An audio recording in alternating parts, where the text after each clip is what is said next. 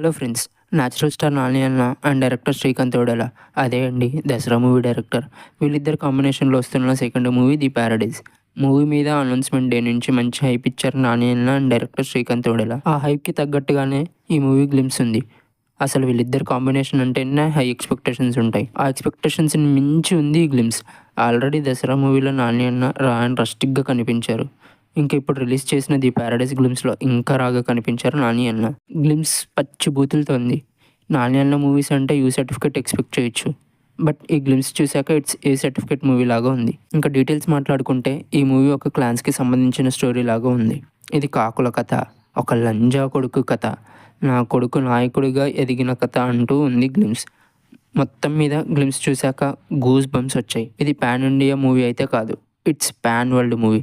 Because English and స్పానిష్లో కూడా glimpse వదిలారు. అండ్ ఈ మూవీ తర్వాత నాని అన్న టైర్ 1 లిస్ట్లో కాదు, ఇంటర్నేషనల్ హీరోస్ లిస్ట్లోకి వెళ్తారు అని నాకైతే గట్టిగా అనిపిస్తుంది. మీరు ఈ గ్లిమ్స్ చూసింటే మీకు ఎలా అనిపించిందో కామెంట్ చేసేయండి. And for more movie related content please do subscribe.